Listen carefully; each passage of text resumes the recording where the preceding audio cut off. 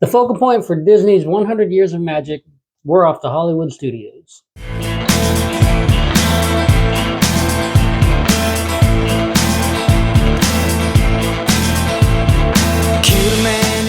Hey folks, welcome to the Down the Road Travel Channel. My name is Will Van Winkle. We spent a little time in Hollywood Studios on our recent trip to Disney World in December of 2023, January of 2024. And while it boasts being the focal point for the Disney 100 event, we didn't really see a lot to back that information up. Of course, we were there caught up in the normal magic of Disney, so we might have missed a few things. We arrived to Hollywood Studios from Fort Wilderness via bus. Depending on which resort you're staying at, you also have the choice of the Friendship Boat, Skyliner, or you can always drive. These options make Hollywood Studios a great place to start for resort hopping as well. So usually when we're going to Epcot, we will head over to Hollywood Studios. We'll take that Friendship Boat to the back of Epcot. It drops you off near the back of the park, so you're very close to the France Pavilion if you're wanting to do Remy's Ratatouille Adventure or go to Les Halles or anything like that. Hollywood, to me anyway, it seems to be one of the easiest parks to find your way from the transportation center to the park gates. Also, if you get there early and you have the need, there are restrooms outside the gates over by the Friendship Boat dock and over by the front of the park. I believe they're off to the left side of the gates as you're walking up to Hollywood Studios. So it was still part of the Christmas season, Christmas celebration. So the park was decorated with retros, 50s style Christmas ornaments on the main walkways. There were some decorations in the Toy Story Land. Galaxy's Edge has its own personality, and to be 100% honest, that's what brings us to this park anyway. So there's not really any Christmas decorations over at Galaxy's Edge, but the park, that part of the park, it doesn't need anything else. It's so well done. We rope dropped Rise of the Resistance this year. When we got in line, there was a sign saying that it would be about a 95-minute estimated wait. We got through the line in 45 minutes. Last year, we rope dropped Tower of Terror and then made our way straight over to Rock and Roller Coaster. We got both of those done before the park even opened. Rock and Roller Coaster was refurbished some. I kept hearing the ride was going to be completely re-themed, but apparently they just threw a fresh coat of paint on there, made some track repairs, and they're going to give Aerosmith, who I believe are doing a retirement tour, a little more time there.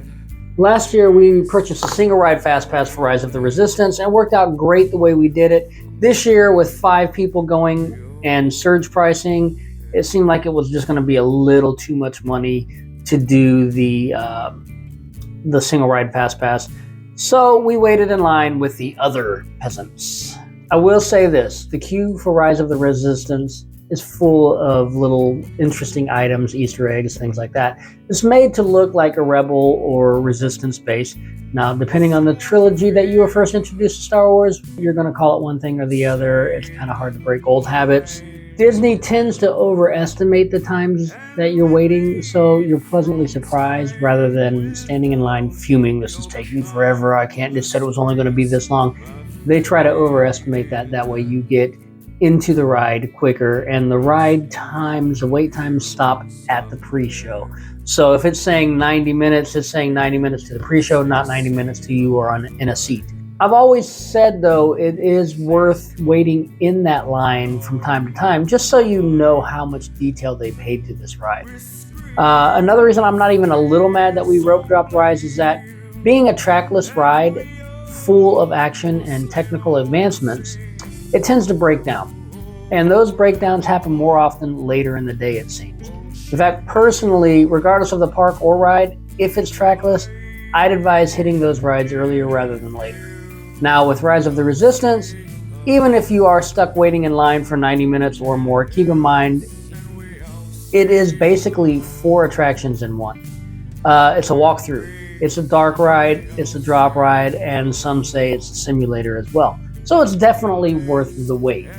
After that, we hit Smuggler's Run. I still see men in their 40s and 50s tearing up when they turn that corner and they see that life-size Millennium Falcon. look around, it's pretty easy to see a Star Wars fan who is making their first trip to Galaxy's Edge. And I will admit, I teared up the first time that I saw it because, like, your toy box just came to life, or you're reliving childhood fantasies that you bought the action figures, you bought the toys, you're playing that, and now it's there, life size, and it's very overwhelming to a lot of people, and you see it all the time. So if you don't want to ride Smuggler's Run and you just want to be doing some people watching, or maybe somebody wanted to go on a ride and you didn't want to go on, then you're just hanging out waiting for them. It's great to watch the people, see the reactions when they see that. You can tell who's first trip and who's a real Star Wars fan, and it's a lot of fun. Last year was the first time we rode Smuggler's Run. It's a VR simulator where the riders are in control of the action. Then I was a pilot. I was set to be a pilot, but I noticed a kid who looked very disappointed being a gunner. I stated I wanted to blow stuff up. He happily jumped up and said, "I'll be a pilot," and switched. This year I was a pilot because we had 5 people with us. We only had one extra person on there. I offered them. She didn't want to do it. I say, "Whoa, man, look, I don't usually get what I consider motion sickness. If I go on a ride that goes backwards for too long or something like that, I'll get a headache or something like that. But I've never had full-blown motion sickness with the nausea and the dizziness and all that. On Smuggler's Run, I think I experienced straight up motion sickness. I had dizziness, I had nausea, the whole 9 yards. The difference is, as a gunner or an engineer, you can look away, you can focus on other things. You're looking for the flashing lights, all this stuff. As a pilot, you're watching the screen so that you don't run the ship, the simulator, into anything, and you give a better ride and score, of course, higher points and things like that. I'll ride it again and again and again, but I will pretty much stay in the back 2 seats. If you're prone to motion sickness, I would highly recommend not being the pilot, unless you have some kind of motion sickness remedy that you're taking so that you can get past that. Because that screen, I mean, I don't know what it is about looking at the screen. The VR rides get a lot of people. And I think it's just because your body's not moving the way your eyes are seeing or something like that. But I definitely will stay out of the pilot seat in the future on that ride. After this ride, a few of us wanted to sit down for a few minutes, kind of overcome the effects of space travel. That sounds like a good idea. All right, so we sat down for a few minutes to overcome the effects of space travel, and a couple went to Mickey and Minnie's Runaway Railway.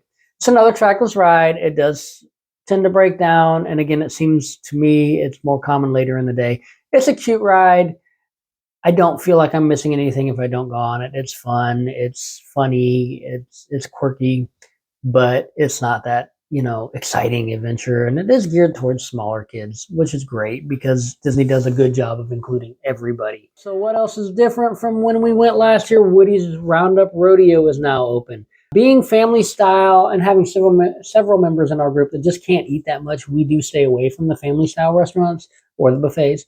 Plus, to be honest, I've heard such mixed reviews for something that's only been open for such a short time. Some people love it, some people hate it. The food's dry, greasy, whatever. Some people say it's delicious. I've never been there. If you've been there, please let me know in the comments what you think. That way I can decide whether or not I want to try it in the future, or some of our other viewers can decide if it's something for them. Most people seem to agree, though.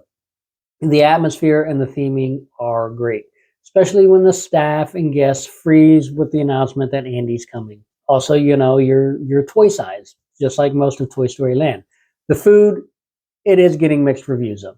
So, as I said, if you've eaten there, please let me know in the comments what you thought of the food so I can make an informed decision on whether or not I want to try this in the future. Instead, we did stay with one of our tried and trues, those usually being in Hollywood Studios anyway, Mama Melrose or 50s Primetime. Now, 50s Primetime beat out Mama Melrose's as our favorite now after the first time we went there. Of course, there are no pictures of the food here because I did not want to get in trouble. This is 50s style, be sure to keep your elbows off the table, say please and thank you, stay off your phone. although they will be a little more lenient with this one, but they will ask you if you're planning, fast passes or, and Disney Genie Plus or something like that. If you say no, they will correct you. So yeah, your phone is being used a lot more, so they're a little more lenient on it, but they will still say something to you. And for God's sake, so if you use the restroom, wash your hands.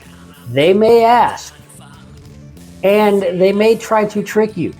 So make sure you wash your hands so you do not get in trouble by one of the aunts, uncles, or cousins at 50's Primetime Diner. And that one isn't just for the restaurant people. Wash your hands anyway. It's gross. Why would you not? After lunch, while the rest of the group went over to Tower of Terror and Rock and Roller Coaster, I headed over to Scoops for a nice hot fudge sundae.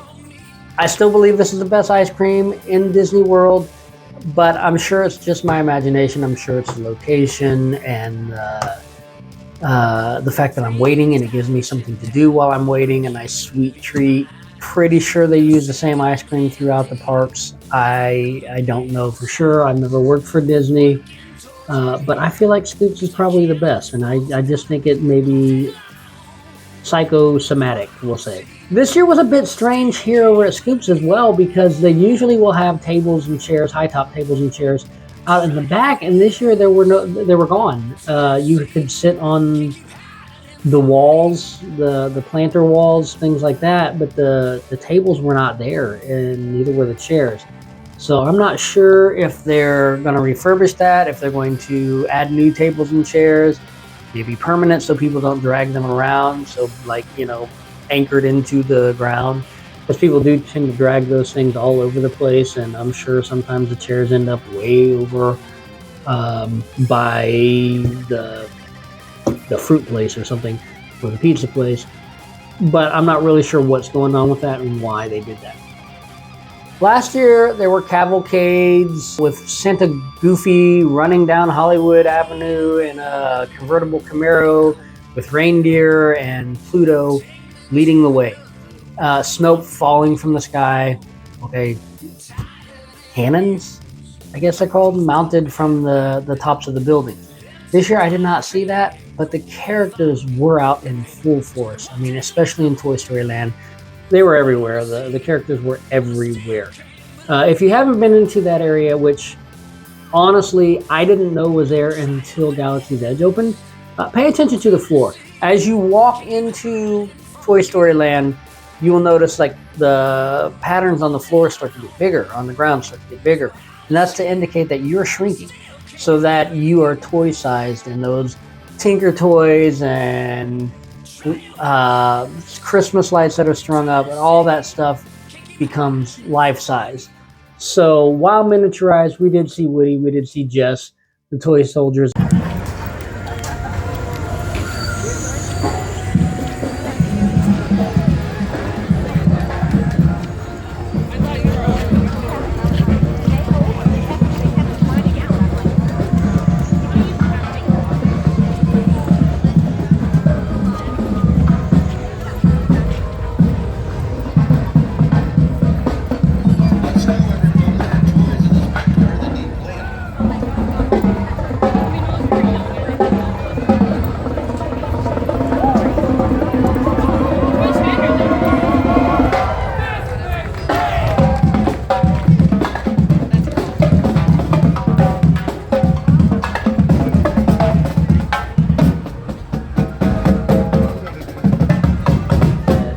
Buzz Lightyear, and there were a few others throughout the park, but again, that highest concentration of characters were in Toy Story Land from what I saw, at least at the time we were there.